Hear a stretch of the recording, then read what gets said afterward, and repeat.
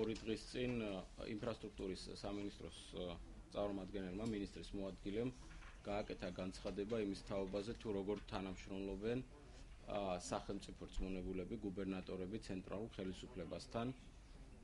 ბუნებრივია თითოეულმა გუბერნატორმა მაშინვე გავაკეთეთ კომენტარი, მაგრამ დღეს მინდა უფრო დეტალურად გაგაცნოთ ის ნაბიჯები, რაც კახეთში სახელმწიფო რწმუნებულის ადმინისტრაციამ გადადგა საიმისოდ, რომ ცენტრალურ ხელისუფლებასთან ეთანამშრომლა. იმთავითვე უნდა განვაცხადო, რომ გუშინწინდელი განცხადება ინფრასტრუქტურის მინისტრის მოადგილისა არ შეესაბამება სინამდვილეს და ახდენს პირიქით ზედმეტად საკითხის პოლიტიზებას იმის ნაცვლად, რომ ინფრასტრუქტურის სამინისტრომ გააგრძელოს ნაციონალური მოძრაობის ხელისუფლების დროს დაწყებული ინფრასტრუქტურული პროექტები და პირიქით უფრო მეტი ინფრასტრუქტურული პროექტები განახორციელოს საქართველოს რეგიონებში. სამწუხაროდ იმ პირობებში, როდესაც ეკონომიკა არის სტაგნაციაში, რასაც თვითონ პრემიერი ივანიშვილიც აღიარებს, ასეთ პირობებში ბუნებრივია ხდება განტევების ვაცისძებნა და ამ შემთხვევაში პრეზიდენტის მიერ დანიშნული გუბერნატორები შეირჩა შემდგომ სამიზნედ. წერილში, რომელსაც დღეს თქვენ გაგაცნობთ და რომელიც გუშინ მივწერე პრემიერ-მინისტრს, მე კონკრეტულად მაქვს აღწერილი ის საკითხები, რის თაობაზეც დღემდე ვითხოვ მე ცენტრალური ხელისუფლებისაგან რეაგირებას და განსაკუთრებით გამოვყოფ რამდენიმე მათგანს. პირველი ეს არის შარშანდელი 19 ივლისის სტიქიის კომპენსაციები. კახეთში მოსახლეობაში ძალიან ბევრი კითხვა არსებობს იმასთან დაკავშირებით, რამდენად სამართლიანად შედგა სიები და რამდენად სამართლიანად გაიცა კომპენსაციები, იმიტომ რომ გვაქვს შემთხვევები, როდესაც ადამიანმა, რომელსაც ძალიან სერიოზული და დაუზიანდა დიდი ფართობები მიიღო 7, 12 და ზოგ შემთხვევაში 18 ლარი და ვიცით, რომ ამასობაში არიან ადამიანები, რომლებსაც ზოგჯერ სამართლიანად, მაგრამ ცალკეულ შემთხვევებში უსამართლოდ 10,000-ობით ლარის კომპენსაცია მიეცა. ამიტომ მე მოვითხოვე ცენტრალური ხელისუფლებისაგან, რომ საჯარო გამხდარიყო არა მარტო ის სია, თუ ვის მიეცა კომპენსაცია, არამედ თანხები ვიზე რამდენი გაიცა და სამწუხაროდ ინფრასტრუქტურის სამინისტრო დღემდე არ აქვეყნებს და არ ხდის საჯაროს ამ სიებს თითოეული ადამიანისა და თანხის მითითებით და მე დღემდე ამის თაობაზე საჯარო განცხადება არ გამიკეთებია, მიუხედავად იმისა, რომ მრავალგზის მივწერე ამის თაობაზე ცენტრალურ ხელისუფლებას. დღეს მე მინდა ვთხოვო მედიას, რომ თქვენც მოიკითხოთ ეს ინფორმაცია და გახდეს საჯარო. დარწმუნებული ვარ ინფრასტრუქტურის სამინისტრო, თქვენ გეტყვით, რომ სიები გამოკრულია, მაგრამ იქ არ არის მითითებული თითოეულმა ადამიანმა რა თანხა მიიღო. იმისაც, რომ რეალურად შევაფასოთ, იყო თუ არა სამართლიანად თანხები განაწილებული. მეორე თემა, დაახლოებით 7 თემა არის წერილში აღწერილი. მეორე თემა არის ადამიანების უკანონოდ გათავისუფლება გამგეობებიდან, რაც კახეთის რეგიონში 8 მუნიციპალიტეტში ხორციელდება. ამასთან დაკავშირებით მინდა გითხრათ, რომ უკანონო არის არამხოლოდ ის ფაქტი, რომ ადამიანებს სამსახურიდან ათავისუფლებენ, არამედ ისიც, რომ უკონკურსოდ ინიშნებიან ადამიანები და მაგალითად ციფრებს თუ ავიღებთ, სიღნაღში თებერვლის მონაცემები მაქვს 38 თანამშრომელი აიყვანეს უკონკურსოდ. საგარეჯოში ასევე თებერვლის მონაცემებით 59 თანამშრომელი, ეს მითითებულია წერილში და თქვენ ამას ნახავთ. ამიტომ ძალიან მნიშვნელოვანი არის, რომ საზოგადოებამ ამასაც მიაქციოს ყურადღება, როდესაც ნათესაური ნიშნით ხდება ადამიანების დასაქმება აბსოლუტურად ყველა მუნიციპალიტეტში. აი ძალიან კონკრეტული მაგალითია, თელავში მაგალითად სწორედ პოლიტიკური შანტაჟის მეთოდით 22 თანამშრომელი გაათავისუფლეს გამგეობიდან ფორმალური საფუძვლით, რომ შტატებს ვამცირებთო და მე ამ 22 თანამშრომლის მაგივრად 37 აიყვანეს. თუ შტატებს ამცირებდნენ და 22 იმიტომ შეამცირეს, 37 რატო აიყვანეს? და ესეც მიწერილი არის პრემიერისადმი წერილში.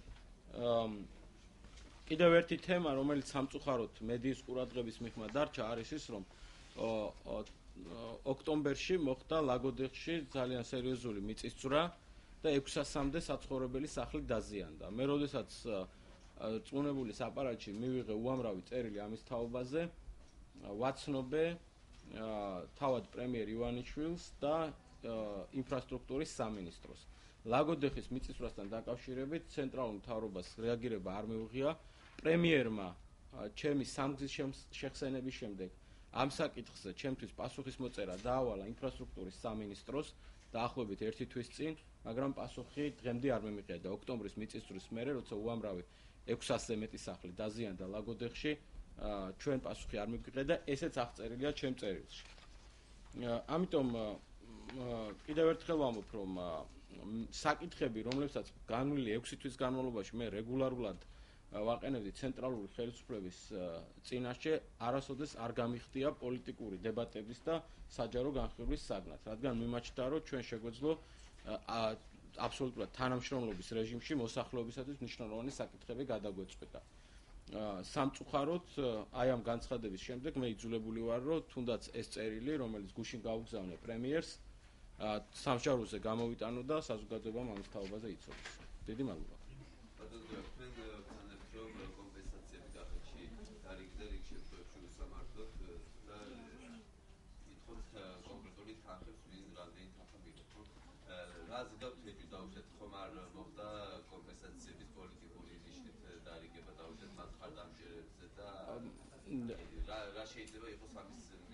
აბსოლუტურად ყველა სააგენტო, ყველა ტელევიზია, ყველა გაზეთი აშუქებდა იანვარში და თებერვალში იმ საპროტესტო აქციებს, რომელიც კახეთის სხვადასხვა სოფელში მიმდინარეობდა ზოგჯერ ცენტრალური მაგისტრალის გადაკეტვითაც კი.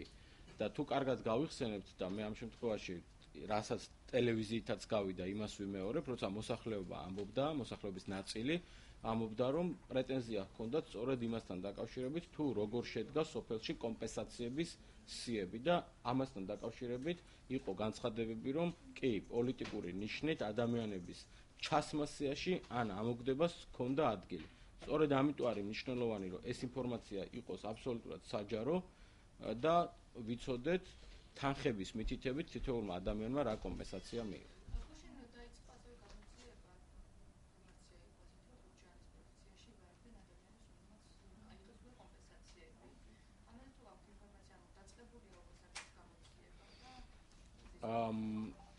ამასთან დაკავშირებით შემიძლია გითხრათ, რომ თავად ეს ფაქტიც ადასტურებს ზუსტად იმას, რაზედაც მე ვლაპარაკობ, რომ მოსახლეობის ნაწილში არის სერიოზული უკმაყოფილება კომპენსაციის თანხებთან დაკავშირებით და სწორედ ის ფაქტი, რომ სამართალდამცავი ორგანოები ამ ფაქტით ინტერესდებიან, კიდევ ერთხელ ადასტურებს, რომ ყველაფერი ისე, როგორც უნდა განსაზღვრული ყოფილიყო სამართლიანად არ ჩატარდა.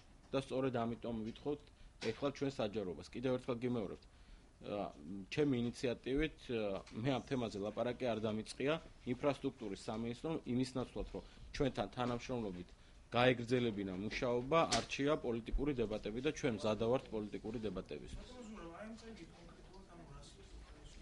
მე ვითხოვ ბოლოში მითითებულია, რომ ყველა იმ საკითხზე, რაც ჩამოთვლილია წერილში, იყოს კონკრეტული რეაგირება. მაგალითად, ლაგოდეხის მიწისძვრას, როდესაც ვლაპარაკობთ მიწისძვრაზე, მე მაინტერესებს რა ნაბიჯებს დგამს ცენტრალური ხელისუფლება იმისათვის, რომ თქვათ აი ამ მიწისძვრის შედეგები იქნას ამოფრული, იმიტომ რომ არა მარტო კერძო სახლები დაზიანდა, არამედ თქვათ მუნიციპალური ნაგებობებიც, სკოლებიც და რას აპირებს ცენტრალური ხელისუფლება. მეორე, აქ არის ძალიან ერთი კონკრეტული საკითხი. შაშანდელის სტიქიის ზარალი აუნაზღაურეს თქვათ ხალხს, მაგრამ კონდოლში, კისისხევში და რუისპირში დაახლოებით 30-მდე ოჯახს აქვს ვაზის სანერგე მეურნეობა. ანუ მათი საბოლოო პროდუქტი არის არა თვითონ ყურძენი, არამედ ნერგი, რომელსაც მევენახეები იყენებენ ვაზის გასაშენიანებლად. სამწუხაროდ ეს ხალხი არ არის კომპენსაციის სიაში და ამდენი თვეების განმავლობაში ითხოვენ. ეს საკითხი ჩემ წერილში დასმულია თან განმეორებით, იმიტომ რომ მე ერთხელ უკვე მივმართე ამის თაობაზე პრემიერს. ამაზე ვითხოვ რეაგირებას. მაქვს, იმიტომ რომ კიდევ ერთხელ ვამბობ, მე ერთი რამ შემიძლია გითხრათ. თქვენ შეგიძლიათ კითხოთ ეს ბატონ ნარმანიასაც, შეგიძლია კითხოთ ბატონ კირვალიძესაც.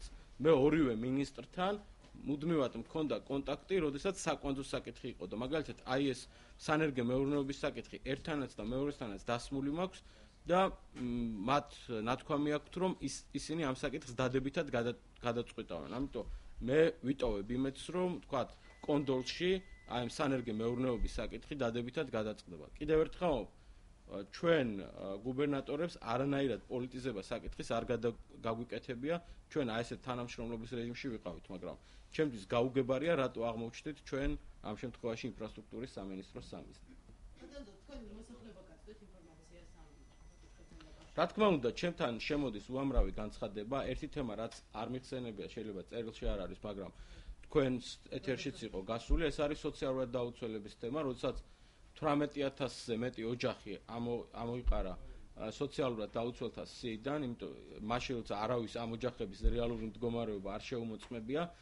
კახეთში ბუნებრივია ეს მთელი საქართველოს მასშტაბით და კახეთშიც იყო უამრავი ოჯახი, მე დავდიოდი, შემომდიოდა განცხადებები, მე მივდიოდი ამ ოჯახებში, ეთერშიც გადიოდა და ბუნებრივია მე ამ წერილებს უგზავნი უკვე ჯანდაცვის სამინისტროსო გააკეთო რეაგირება. ანუ ყველა საკითხზე, რაც შემოდის სახელმწიფო რწმუნებულის აპარატში, ჩვენ ვაკეთებთ რეაგირებას და ამ წერილში ნახსენებია ყველა ის წინა წერილი, რაც თვითონ პრემიერი ივანიშვილისთვის მე თვითონ მაქვს მიწერილი.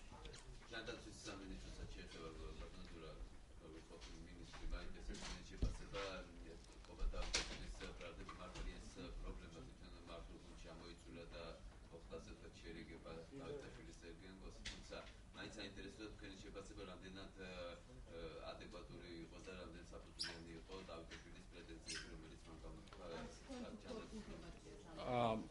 მე ამასთან დაკავშირებით რამდენჯერმე უკვე ვთქვი, რომ პროგრამა, რომელიც ჯერჯერობით მიმდინარეობს, აბსოლუტურად არ პასუხობს ჩვენი მოქალაქეების ინტერესებს, იმიტომ რომ მოლოდინი იყო იმაზე, რომ პროგრამა დააფინანსებდა ძალიან ძვირადღირებულ მკურნალობის ხარჯებს, მათ შორის გეგმიურ ოპერაციებს. ამიტომ პაციენტების კუთხით თუ შევხედავთ, ეს პროგრამა ჩვენი მოსახლეობისათვის არაფერს იძლევა.